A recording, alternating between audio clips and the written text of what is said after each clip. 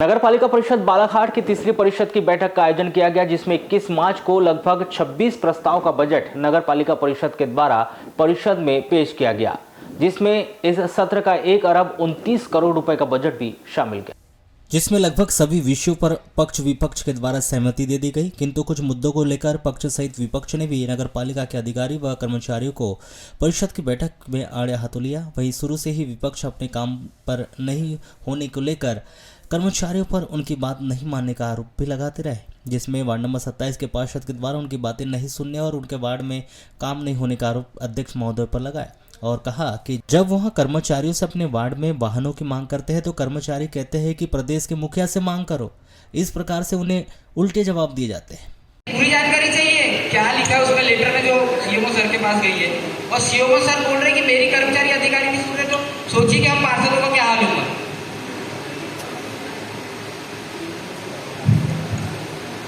CMO sir जवाब दीजिए।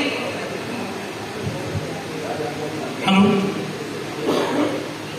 सम्मानित परिषद, पार्षदों के जो शिकायत और जो जानकारी मांगी जाती है वो मेरे द्वारा या कार्यालय अधीक्षक के द्वारा, ये बात सही है कि संबंधित को तामील करा दी जाती है, लेकिन इस पर तवज्जो नहीं दिया जा रहा है और ये बात कार्यालय अधीक्षक हो या सीएमओ के संज्ञान से बात निकल जाती है। वो जो भी संबंधित है उससे जानकारी फिर से संज्ञान में लेकर कलेक्ट करके आपको उपलब्ध करा दी जाएगी। कब तक की जाएगी? करा दी जाएगी और 1 सप्ताह के अंदर। 1 सप्ताह। और सर जो है मेरा ये कहना है कि मैं आपसे अनुरोध करता हूँ कि मेरे सुपरवाइजर ने लेबर मांगा था, जब मेरे पास लेबर की कमी थी और ट्रैक्टर की थी, तो उन्होंने बोला था कि मुख्यमंत्री जी से फोन करके लेबर मांगिए। तो मेरा आपसे कहना है कि आप सीएम सर को फोन करिए और बताइए कि वार्ड नंबर 27 में लेबर की जरूरत है। नहीं, अब ये ठीक है कि सुबह में बोला उसने कि मुख्यमंत्री से, और आपने सूर्य प्रकाश विखे जी को भी बोला था कि उन पे कार्रवाई करिए और लेटर दीजिए। क्या अभी तक के उनको कुछ दिए हैं लेटर में कार्रवाई करने के लिए?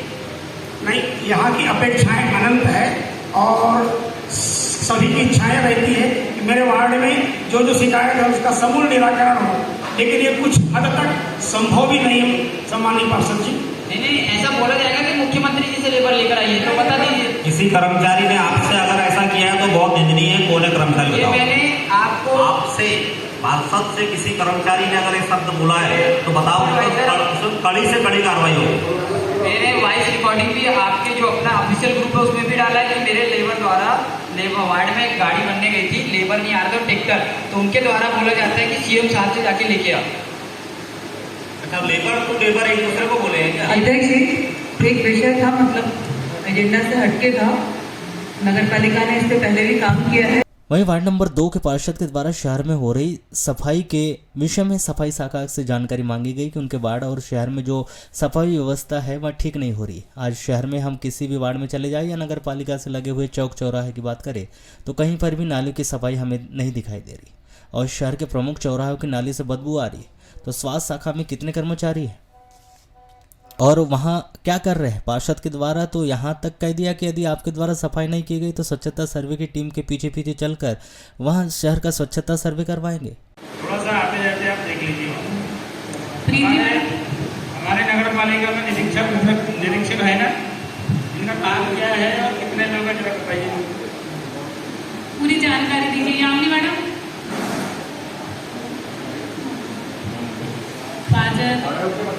खड़े होके पूरा बताइए उनको कौन कहाँ का एरिया देखता है, किसकी क्या जिम्मेदारियां हैं। माइक ले लो।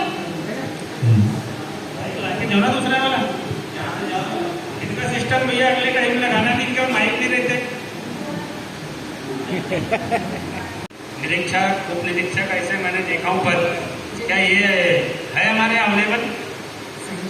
भैया अभी मतलब वर्तमान स्थिति में पहले जब नकपुर मैडम यहाँ पर थी, मतलब चूंकि वो छुट्टी पर गए हुए हैं, तो 1 से 11 तक नकपुर मैडम था, 12 से 22 तक यामिनी में और 23 से 35 तक काजल डोबरे मैडम देख रही थी।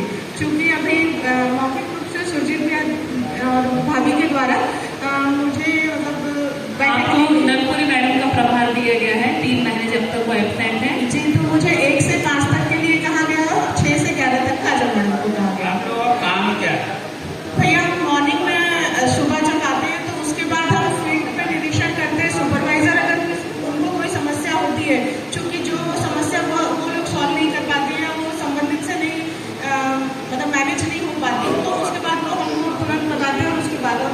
बाकी हम वार्डों में भी कहीं कोई दिक्कत हो रही है या कचरा निरीक्षण करते हो तो आते जाते तो थोड़ा सा देखते हो।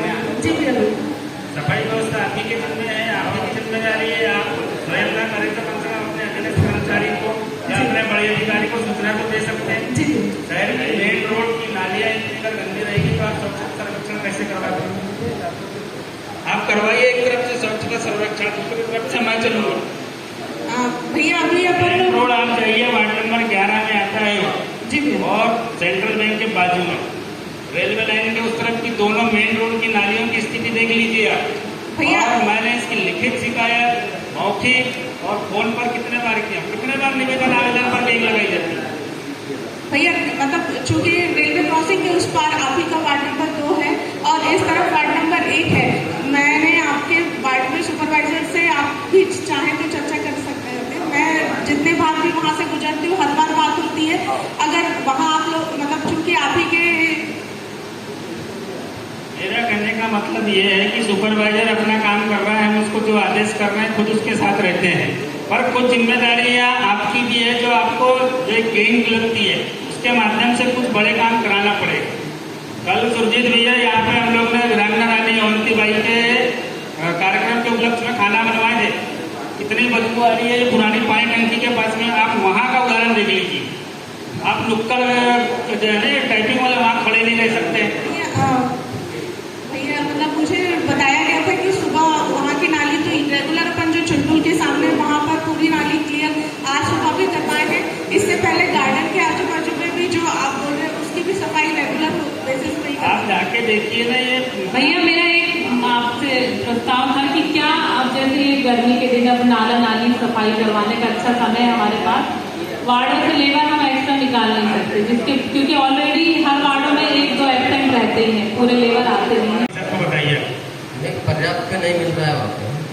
हम भी मानते हैं जब नाली बनी थी वहाँ जैसे लीकेज बनाते जा रहा है, हमको दूसरी जगह और कितने प्रतिशत लोगों को पानी दिया जा रहा है आपके हिसाब से बताओ? वार्ड नंबर 10 में तो 20 से 25% पानी आ रहा है। 20%?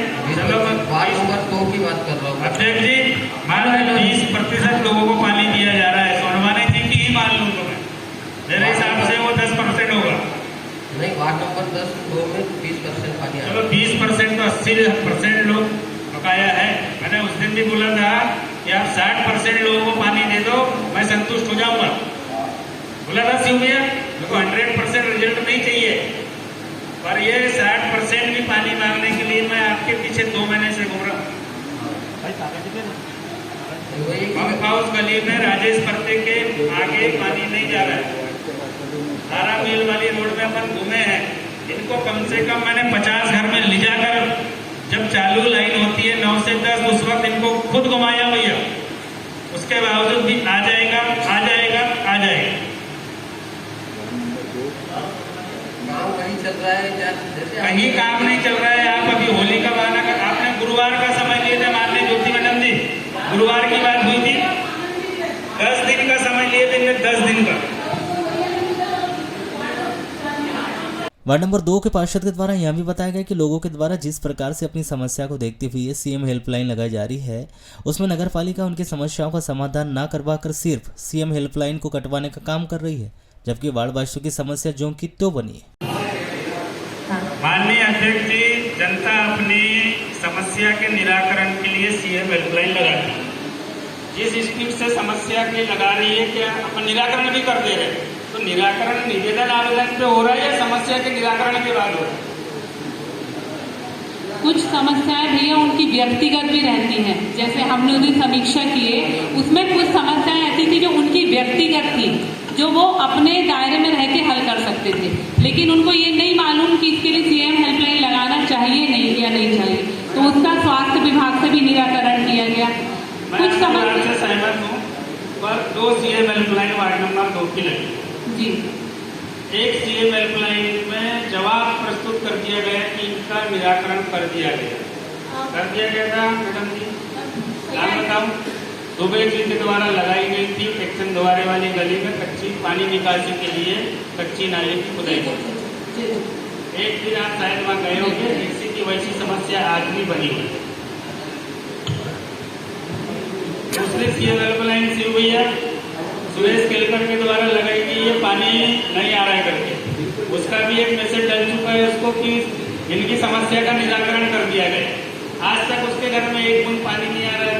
आपने कच्ची नाली खुदाई करके पानी निकासी किए नहीं, जवाब प्रस्तुत कर दिया। ये सीएम हेल्पलाइन भी कट गई है, मैंने कटवा दिया आपके निवेदन पर, पर उसका निराकरण होगा कि नहीं? निर्माण कार्य जब वहाँ पक्का निर्माण कार्य होगा तो वो तो परमानेंट उसका सॉल्यूशन निकल जाएगा।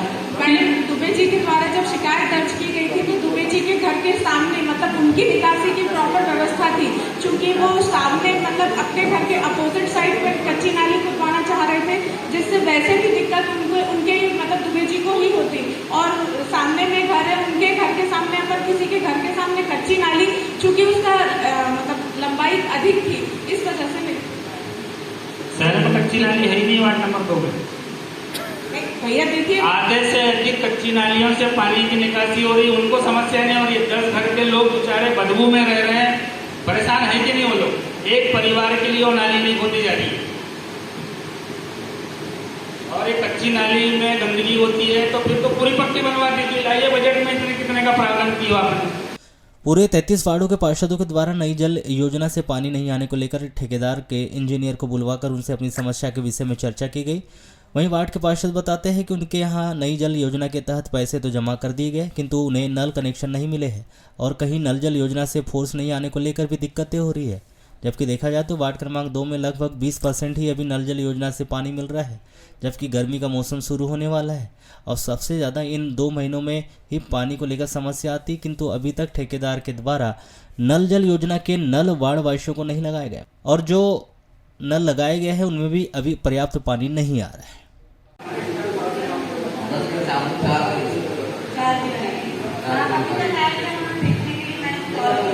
आपसे जब बात हुई थी मैं भी 5 दिन से बाहर गया हुआ था, इसलिए मैं नहीं आता हूँ। आज सवेरे में पहुंची। मेरे को उसकी जानकारी दीजिए कि आपने नीले पैसा में जो दिया है कितनों की स्लिप कटी है, यहाँ कितनों के पैसे जमा है, मेरे को उसकी जानकारी मेरे घर पहुँचा दीजिएगा।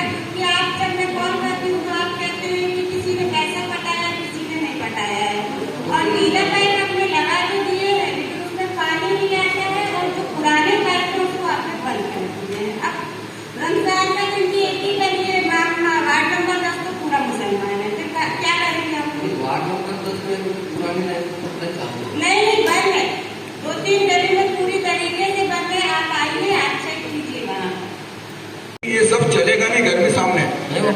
बुला लेंगे। अगर उनका टेक्निकल उनको बोल दीजिए कि मेरे से नहीं समझ रहा है तो ठेकेदार आ जाओ, अपना टेक्निकल स्टाफ लेके आओ। उनको भी बुला लेकिन सभी पार्षदों को आपको टाइम बाउंडेड देना पड़ेगा। कब तक करेंगे आप मेरा काम? आपका 8 दिन बाद का होगा। 8 दिन यानी कौन सी तारीख ले लूँ? चलो मैं ले लूँ 31 तारीख, वो बहन जी का भी कर लेंगे, हो जाए 31 तक। 31 तारीख तक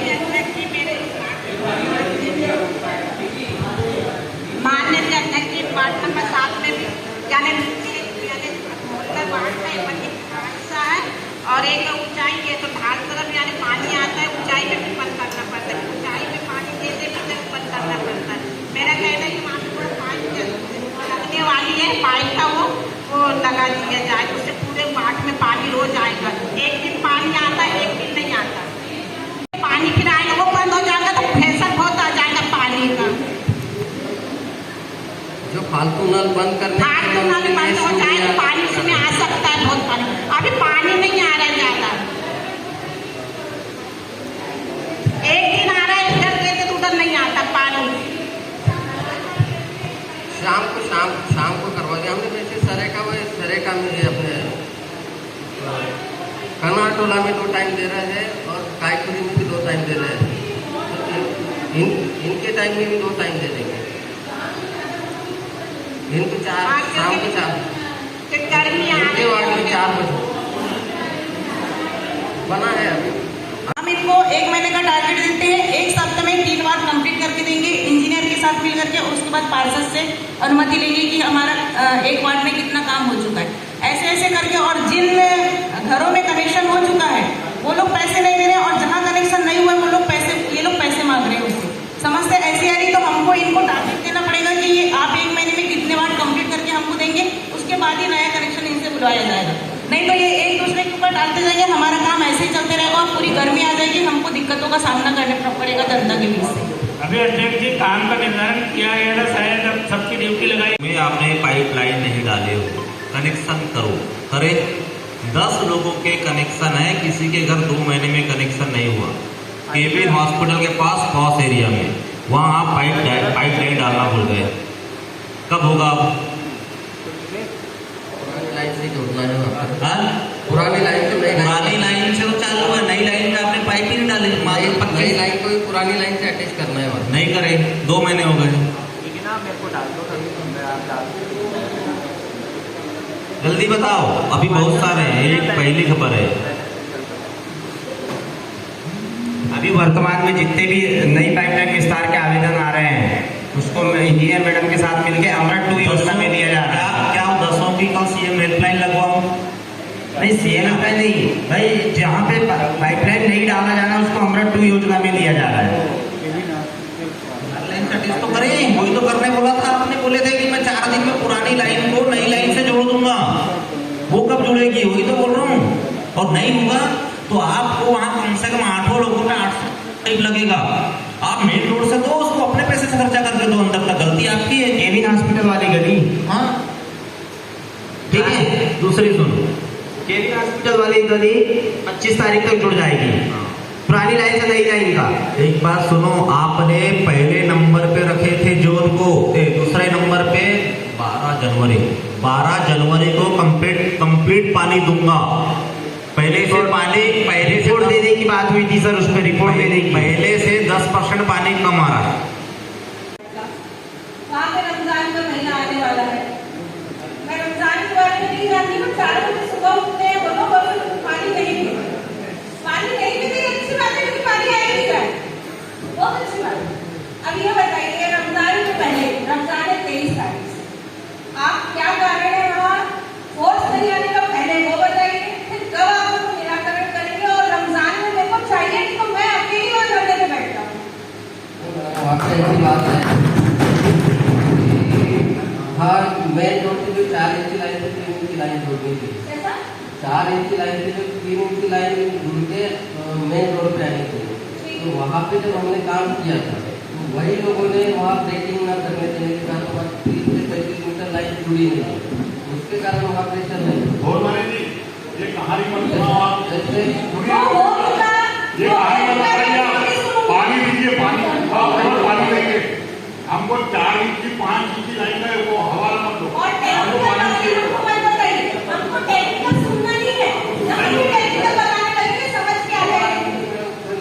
लाइन में तो टेक्निकल सुनना पड़ेगा।